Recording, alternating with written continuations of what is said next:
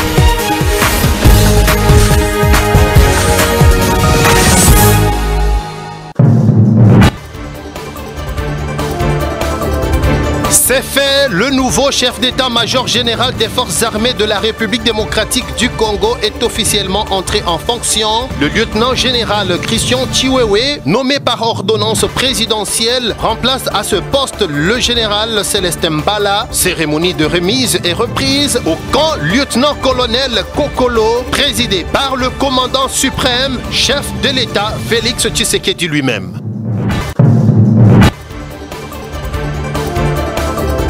Le coronavirus en République démocratique du Congo appartient déjà au passé. La déclaration est du Dr Muyembe, coordonnateur du Comité national de riposte contre le coronavirus. Déclaration faite ce jeudi à Kinshasa.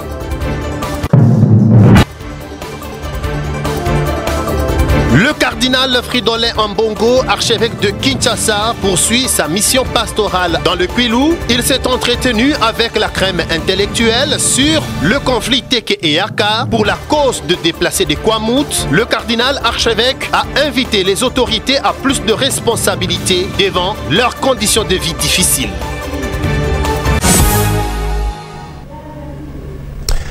Merci d'être avec nous. Bienvenue dans cette édition du journal. C'est fait. Forces armées de la République démocratique du Congo, le nouveau chef d'état-major général est officiellement entré en fonction. La cérémonie de prise de commandement a eu lieu ce jeudi au camp lieutenant-colonel Kokolo en présence du commandant suprême des forces armées de la RDC, Félix Antoine Tshisekedi Tshilombo. Chef de l'État, Christian Chiwewe, remplace à ce poste le général Célestin Mbala. Reportage avec Alain Lino Mwamba. À l'état-major général. Jeudi 13 octobre 2022. Des soins appropriés dans des... Il était 11h35 heure de Kinshasa lorsque le cortège présidentiel a franchi la barrière de l'état-major général des FARDC au camp militaire lieutenant-colonel Kokolo. Musique au chef de l'État. C'est ce jour qui a été choisi pour la cérémonie de passation de commandement des FARDC entre le chef d'état-major général sortant et entrant. La cérémonie est diffusée en direct sur les antennes de la chaîne nationale, la RTNC. Après le passage des troupes en revue, le commandant suprême des FARDC et de la police nationale congolaise, le président de la République, Félix Antoine Tshisekedi Tshilombo, a présidé la cérémonie qui va connaître plusieurs temps forts. D'abord le discours du chef d'état-major l'état-major général sortant, le général d'armée Célestin Mbala Mouzense, qui a rendu hommage au chef de l'État, souhaitant un fructueux mandat à son successeur, tout en appelant les éléments des FARDC sur l'ensemble du territoire national au respect de son commandement. Après la lecture de l'ordonnance portant sa nomination par le ministre de la Défense, le lieutenant général Christian Chiwewe, ex-commandant de la garde républicaine, a pris officiellement son bâton de commandement et a prêté le traditionnel serment. Je jure solennellement devant la nation congolaise et devant le président de la République, commandant suprême des forces armées, de respecter cruellement l'esprit et la lettre de la Constitution et des lois de la République démocratique du Congo. Serment accepté par le chef de l'État qui en a pris acte.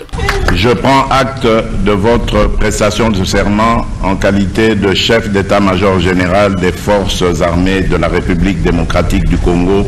Mes très sincères félicitations. Un défilé des troupes a sanctionné la cérémonie en l'honneur du nouveau chef d'état-major général de l'armée, nommé le 4 octobre dernier sur ordonnance présidentielle. Au niveau du quartier général, Félix Tshisekedi, président de la République, a aussi reçu à la Cité de l'Union africaine mercredi le caucus des parlementaires des provinces du Nord Kivu et de l'Ituri, deux provinces sous état de siège. Cette réunion était élargie aux présidents des commissions parlementaires, mais également à quelques autorités civiles et militaires. Le président de la République a rassuré tout le monde. Contrairement à la rumeur, les populations du Nord Kivu et de l'Ituri vont bel et bien voter si les élections sont organisées en République démocratique du Congo, c'est-à-dire la levée de l'état de siège interviendra avant la tenue des élections. Jules Ninda, Rosie Moutela.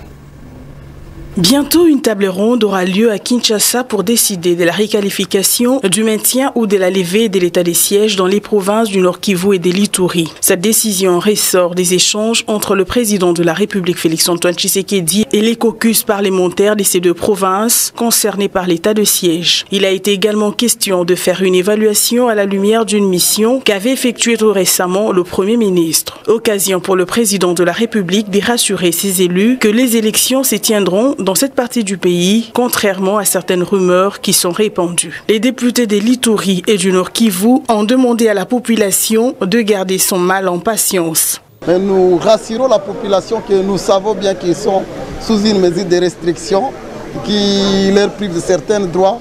Et nous leur demandons de garder patience, nous leurs élus, ensemble avec leur chef de l'État. Nous ne pouvons pas continuer à les voir peiner sous cette mesure de restriction. L'objectif final, ce n'est pas l'état de siège. L'objectif final, c'est recouvrer la paix et la sécurité. Mais aussi ce que j'aimerais dire qui a été dit dans la réunion aussi qui est très important, c'est qu'on a aussi félicité quand même le président de la République pour la nomination du nouveau chef d'état-major général, parce que ça aussi c'est un aspect très important pour notre sécurité. Les commissions sécuritaires parlementaires ont aussi donné leurs avis. L'état de siège, c'est un outil qui a pour rôle, bien évidemment, de restaurer la paix ou de l'imposer s'il le faut. Et c'est le contenu qui compte. Et à ce stade, je crois que le chef de l'État était très clair.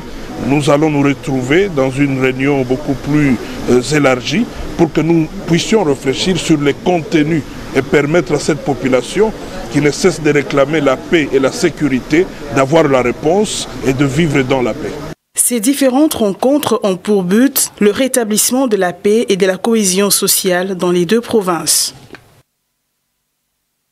Plusieurs structures de la société civile de Béni, dans la province du Nord Kivu, viennent de lancer officiellement la campagne de mobilisation communautaire et de collecte de matériel pour la construction d'un mausolée en mémoire des victimes du premier massacre de Béni. Cela a été dit au cours d'un point de presse tenu ce jeudi à Béni même. La construction de ce mémorial sera financée entièrement par la communauté elle-même. Chabani Losuire, membre de la commission en charge de la mobilisation, plaidoyer et suivi, est au micro de Mervedi Calmer. Attaché aux valeurs africaines, à la justice et convaincu que les morts ne meurent que quand ils sont oubliés par les vivants, nous avons décidé de mettre en place une commission mixte qui ignore les tendances des uns et des autres, mais guidé par l'objectif, celui d'immortaliser les victimes tombées lors du premier massacre en ville de Beni, au quartier Ngali, un certain le 15 octobre 2014.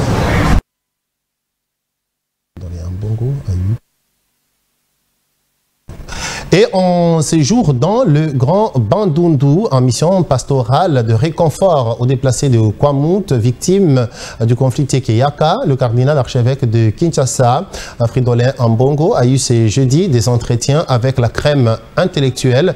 Le cardinal Ambongo est aussi allé visiter les déplacés qui sont à Bandundu-ville. Il a invité les autorités à plus de responsabilité face à la souffrance qu'il a vue dans les chefs de se déplacer. Benoît de Groff-Dal.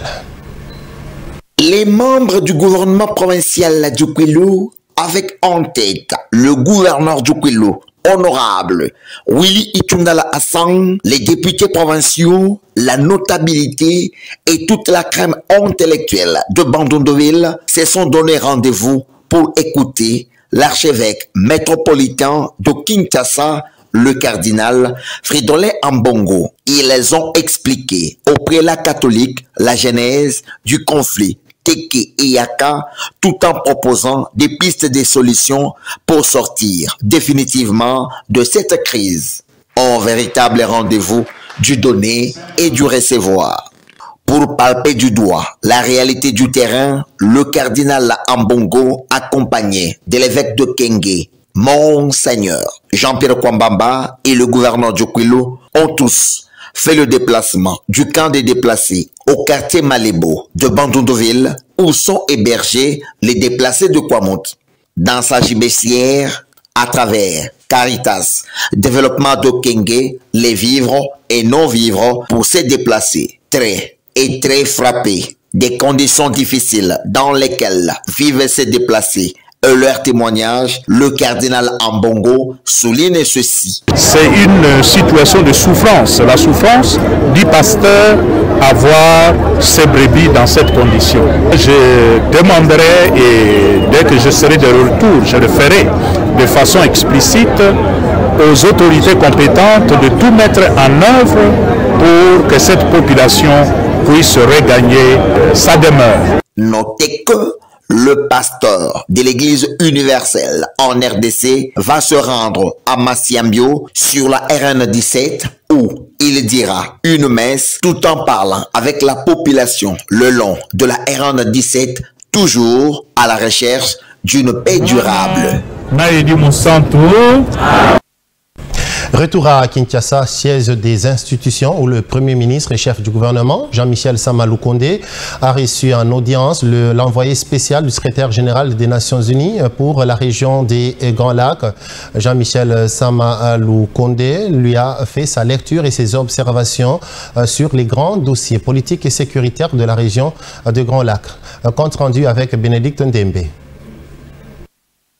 Au cours de leurs échanges, le chef du gouvernement congolais et son hôte ont passé en revue la situation politique et sécuritaire dans la région des Grands Lacs. Yuan Zia a affirmé devant la presse que les observations du Premier ministre Sama Lukonde l'aideront fortement pour son travail dans les semaines qui suivent, mais également pour préparer sa communication au Conseil de sécurité des Nations Unies, prévu le 26 octobre prochain.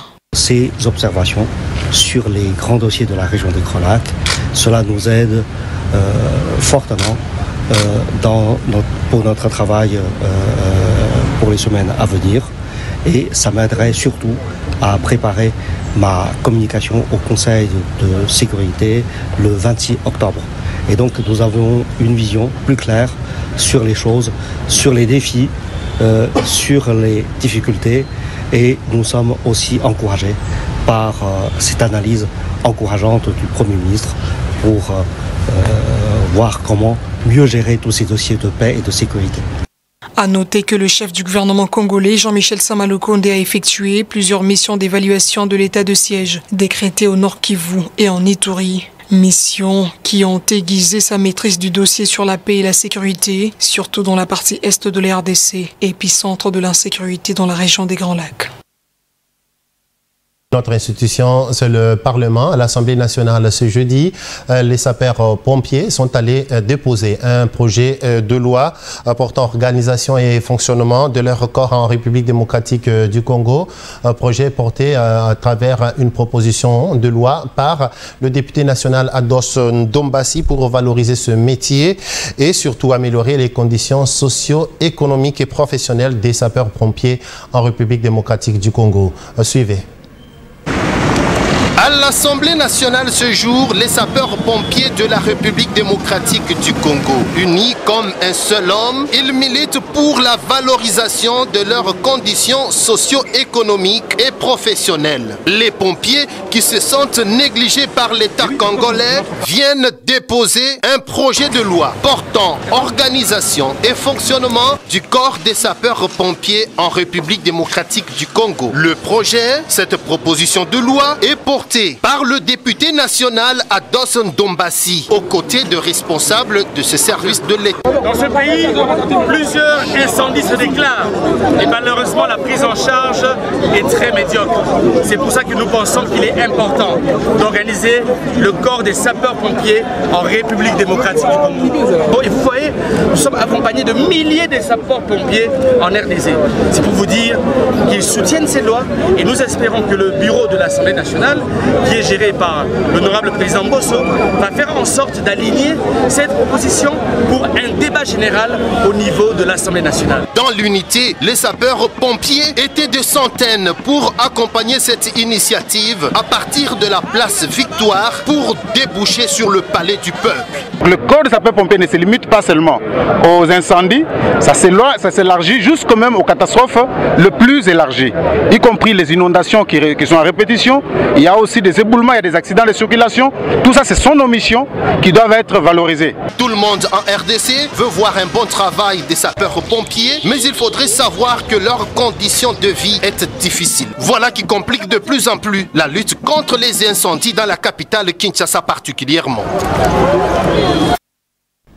Bavure policière en République démocratique du Congo. Trop, c'est trop, crie le député national Josué Mofula, élu de la province du Nord Kivu, plus précisément à Goma. Le député national Josué Mofula avait d'ailleurs déposé une question écrite au mois d'août dernier adressée au ministre de l'Intérieur et Sécurité, mais jusque-là, aucune suite n'a été réservée face à la multiplication des cas de bavure policière en RDC. Josué Mofula a décidé de muer cette question écrite en une interpellation. Il est au micro de Rosie Moutela. En vertu de l'article 138 de notre Constitution de la République, je m'étais évertué d'adresser une question écrite à son Excellence le vice-premier ministre, ministre de l'Intérieur de la Sécurité, concernant bien entendu de tracasseries et plusieurs bavures observées dans le chef de la police nationale. Puisque depuis le 25 août 2022, la date à laquelle j'avais déposé cette question écrite, jusqu'à aujourd'hui, le 13 octobre 2022, je n'ai pas encore reçu de suite, eh bien, je me suis décidé d'initier une interpellation contre le vice-premier ministre, ministre de l'Intérieur. Je ne dirais pas pour incompétence notoire, mais je dirais plutôt parce que le tracasserie policière, en tout cas, taraude les esprits de nos concitoyens. Vous vous souviendrez qu'avant-hier, le 11 octobre 2022, à Goma, suite au bouclage décidé par les autorités militaires pour une kyrielle, une avalanche de taxes exigées aux citoyens, un policier s'est arrogé le pouvoir de poursuivre sur la moto un conducteur, ami, pour ne pas les citer, un jeune homme de 23 ans, et a tiré à bout portant sur ces garçons. Je pense que si les textes de ces pays sont encore respectés, notre bureau de la Chambre basse doit transmettre cette interpellation et convoquer le vice-premier ministre, ministre de l'Intérieur, pour qu'il vienne s'expliquer et en cas de non-satisfaction par rapport à ces réponses, eh ben, nous allons aller jusqu'à une motion de défiance. Et nous restons au Parlement avec le contrôle parlementaire à la Chambre haute du Parlement. Le Sénat, la ministre du portefeuille, Adel Kaïnda, s'est expliquée devant les sénateurs à la plénière de mercredi. C'était pour répondre à une question orale avec débat lui adressée par le sénateur Ilunga Chivila sur la relance de la minière de Bakwanga, MIBA en sigle. Après les explications de la ministre, des recommandations ont été formulées, entre autres dresser un état des lieux de la MIBA actuellement, mais surtout penser au renouvellement de l'outil de travail. Le commentaire est de Rachel Massengou. Dans le cadre du contrôle parlementaire reconnu au Sénat, la ministre du portefeuille, Adel Kaïnda Maïna, a au cours de la plénière de mercredi 12 octobre 2022 répondu à la question orale avec débat lui adressée par le sénateur Ogi Ilunga Chivila sur la relance de la minière de Bakwanga MIBA. Par cet exercice parlementaire, l'élu du Kasaï oriental et ses collègues de la Chambre haute se sont exprimés en soulevant plusieurs préoccupations portant notamment sur la politique de gouvernement quant à relance des activités de production de cette société minière. Comment faire face aux passifs de celle-ci et au sujet de la dette de la MIBA vis-à-vis des tierces. Dans sa réponse, la ministre Adel Kaïnda a globalement indiqué que la MIBA est une entreprise en faillite non déclarée que le gouvernement compte remettre sur pied conformément à la volonté politique du chef de l'État et qui tient au redressement de l'économie de la province du Kasaï oriental. L'auteur de la question orale avec débat s'est dit satisfait des réponses de la ministre du portefeuille avant de formuler quelques recommandations au gouvernement pour la relance de l'AMIBA, notamment procéder à la restructuration de la société, renouvellement de son outil de production ainsi que le rajeunissement du personnel. Au cours de cette même plénière, le collectif des sénateurs de l'espace Grand Oriental a, à travers une motion d'information, fustigé le comportement de certains sénateurs qui jettent de l'opprobre sur le bureau du Sénat en visant particulièrement son président Modeste Bahati Lukwebo et la questeur dans les réseaux sociaux. Ce comportement a été également dénoncé par les sénateurs Jean de Dieu Mouleka et Autaya Senga qui ont soutenu le bureau. Selon eux, le bureau dirigé par Modeste Bahati est parmi les meilleurs qu'ait connu le Sénat congolais. Elle a bel et bien eu lieu, la séance publique de dépouillement des plis de candidature des soumissionnaires à l'appel d'offres des 3 blocs gaziers du lac Kivu. Au total, c'est 66 milliards de nanomètres cubes de gaz que le gouvernement de la République démocratique du Congo a mis à la disposition des investisseurs nationaux et étrangers. Alain Lino Mwamba, Rémi Diakobikwa pour le reportage.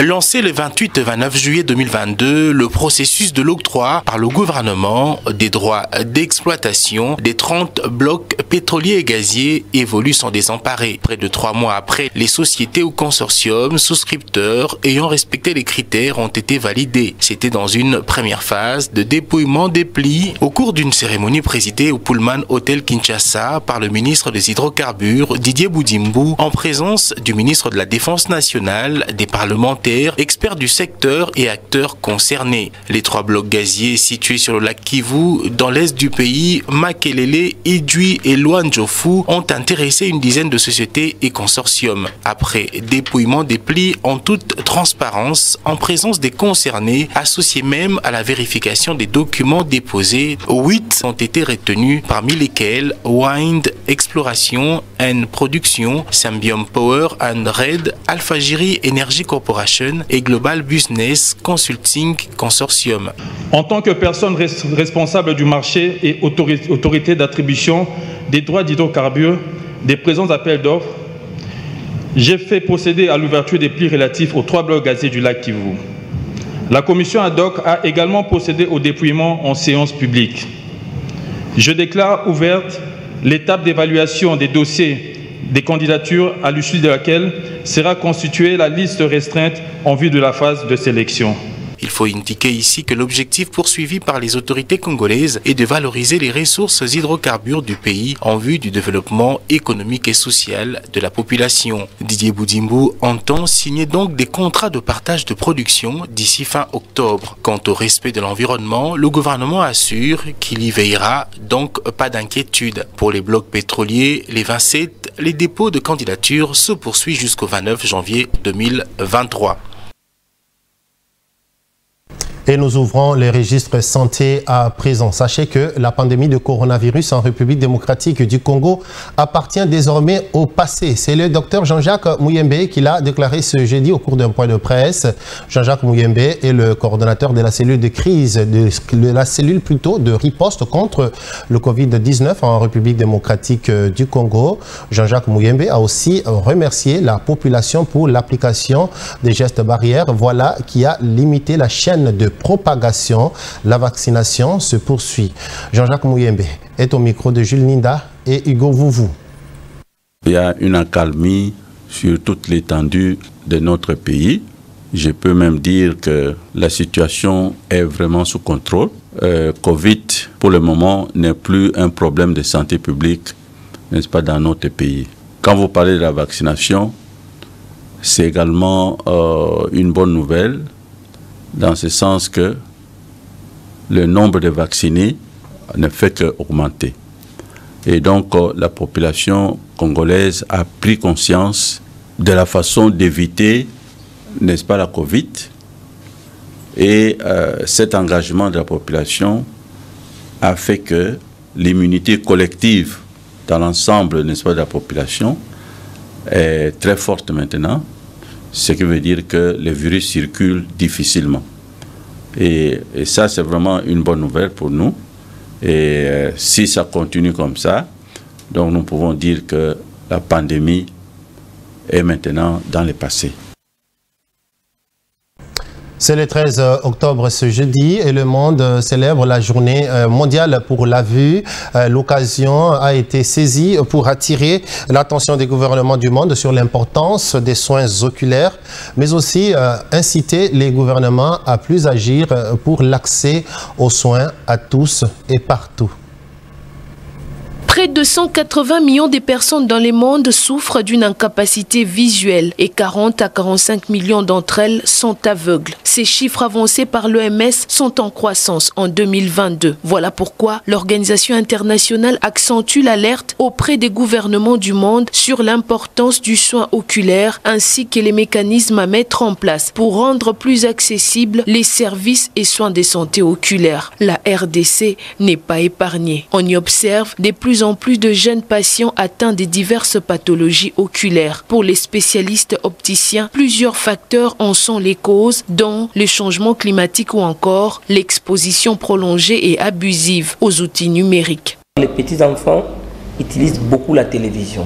Vous verrez quelqu'un qui regarde la télévision durant toute la nuit ou toute une journée, alors ça lui cause des problèmes. Pour l'opticien Junior Loukolo, 80% des cécités sont évitables à 20% et guérissables à 60%. Je préconise qu'on consulte d'abord les médecins ou les ophtalmologues, ou les opticiens avant d'avoir des lunettes médicales. Bien que l'accès aux services de santé oculaire en RDC soit encore coûteux, les interventions destinées à prévenir et traiter la perte de la cécité oculaire restent répandues à l'instar de l'opération de la cataracte. Comme d'autres gouvernements du monde, celui de la RDC est appelé à multiplier des réformes allant dans le sens de rendre accessibles, inclusifs et abordables les soins de santé oculaire à tous et partout. Quittant le secteur de la santé pour celui des infrastructures et direction la province du Haut-Katanga, les écoles primaires Épée Katouba 1 et Ushu Djaha 1 et 2 avaient été vandalisées en 2018 à Lubumbashi. Eh bien, le gouvernement provincial du Haut-Katanga a décidé de les réhabiliter. Voilà qui justifie la descente sur le terrain du gouverneur de province lui-même, Jacques Kaboula Katoué, et qui est allé inspecter le site. Didier Mumba.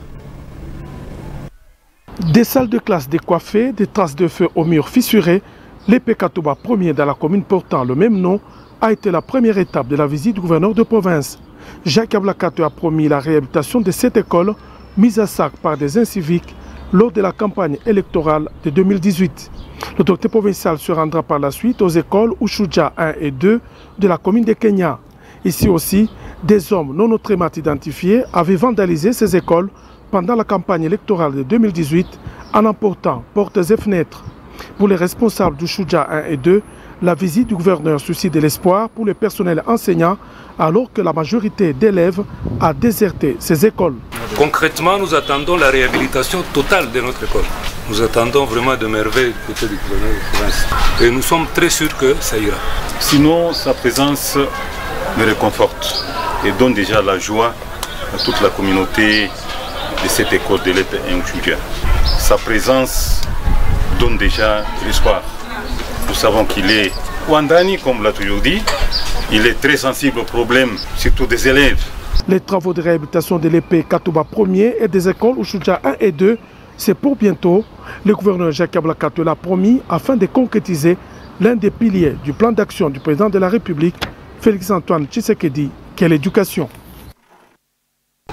Et le secteur de l'éducation toujours lutte contre les antivaleurs en milieu scolaire. Le directeur de la province éducationnelle du Nord Kivu 2 a tenu mercredi une séance de service à Butembo. C'était à l'intention des chefs d'établissement de secondaire et en sous-division de Butembo 1. Il a donné des instructions fermes. Tout récalcitrant doit être sanctionné. Delphin Sindali depuis Butembo.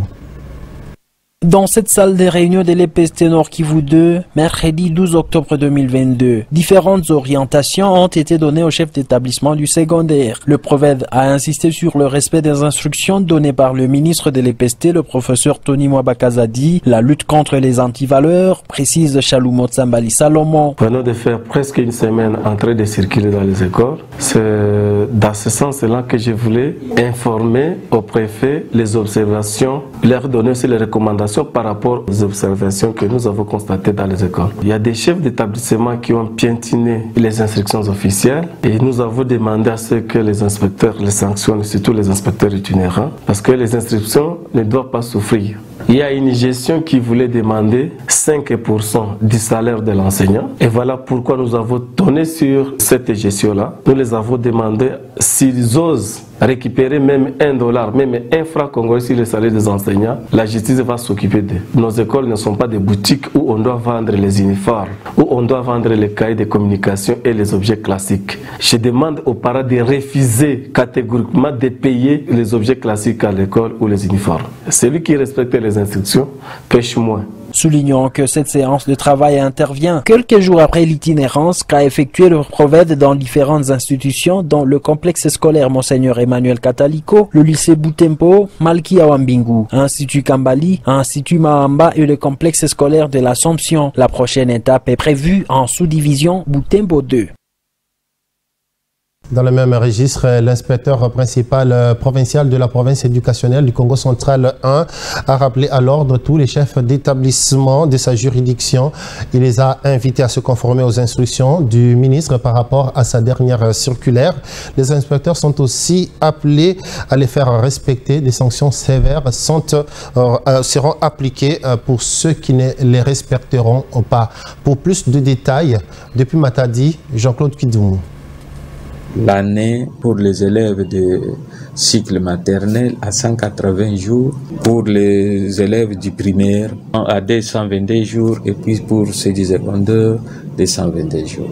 Et si ce temps d'apprentissage est respecté, vous verrez que les enseignants vont terminer le programme.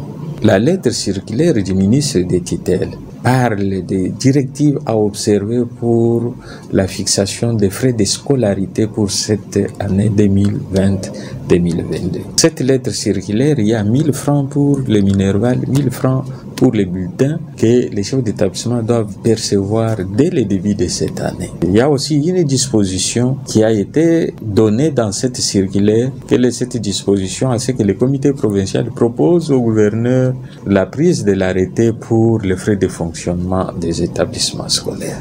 Et que le gouverneur avait entériné, tout en fixant les frais au niveau maternel pour le premier trimestre, 39 000 francs, au niveau de 7e ou 8e, 39 000 francs, au niveau des humanités pédagogiques, 40 000 francs, aux options techniques, 42 000, options agricoles, 43 et techniques industrielles, les frais s'élèvent à 46 000 francs. Hormis les classes des cycles de primaire, cycle primaire public, là-bas c'est puisqu'il y a la gratuité. Et la gratuité de l'enseignement doit être effective. Ce sont les frais qui sont gérés par l'école. À ce jour, il y a la politique, pas une école sans banc. Et c'est dans ces frais que les chefs d'établissement doivent s'organiser. Comment ils doivent acheter aussi des bancs. Ça ne peut pas être remonté au bureau gestionnaire. Les frais d'encadrement ecclésiastique, il y a de ces églises-là qui demandaient l'argent. Non, tout ça c'est interdit. Les frais de motivation, d'itinérance des autorités. Mais toutefois, il y a une brèche qui s'ouvre pour les écoles privées. Là, il peut y avoir une clé de répartition pour soutenir les bureaux gestionnaires. Le 13 octobre de chaque année, le monde célèbre également la journée pour la réduction des risques des catastrophes naturelles. C'est une occasion pour justement sensibiliser sur les mesures à prendre en vue de réduire justement ces risques liés aux catastrophes naturelles. Cela passe notamment en République démocratique du Congo par cet outil qu'est le Centre météorologique et télécommunications par satellite, METELSAT en sigle. Suivez. Alerte précoce et action rapide, c'est sous ces thèmes que cette année, le monde a célébré la journée pour la réduction des risques de catastrophes naturelles. L'occasion est de sensibiliser le public sur les mesures nécessaires visant à réduire les risques potentiels causés par les catastrophes naturelles telles que des pluies diluviennes occasionnant des violentes inondations. En RDC, les centres météorologiques et télécommunications par satellite METELSAT récoltent et transmettent des informations sur l'état du climat. Le service de la météorologie a plusieurs domaines. Nous avons d'abord le domaine de la prévision du temps, où nous faisons des observations au sol. Il y a aussi des observations qui se font en altitude, au moyen vraiment des satellites. Et avec ces observations, nous arrivons à faire l'analyse du temps, pour connaître le temps qu'il fera demain. Et nous avons aussi la possibilité aussi de pouvoir prévoir le temps à une longue échéance, de 1 à 3 mois. Les chefs des divisions de la METELSAT, lui, rassurent quant à la fiabilité des données recueillies à 70%. Nous avons le matériel de dernière génération. Et pour être à la page, je crois dès que nous avons ce matériel, nous avons des formations que nous avons pour l'utilisation de ces matériels et pour les adapter pour notre pays et répondre aux demandes de la population. Les données sont fiables à 70%. Il y a quelques semaines, l'Observatoire volcanologique de Goma avait alerté sur des activités sismiques au volcan Nyiragongo quelques mois seulement après sa dernière éruption, chose que l'Observatoire ne pouvait faire sans équipement, d'où l'importance de la prévention. Et en page noire, sachez qu'il s'en est allé. L'artiste musicien Verkis Kiamangwana est décédé ce jeudi à Kinshasa à l'âge de 78 ans de suite d'une maladie. Saxophoniste et compositeur, Verkis Kiamangwana a évolué notamment au sein de l'orchestre OK Jazz de Luambo Makiadi Franco avant de créer son propre orchestre.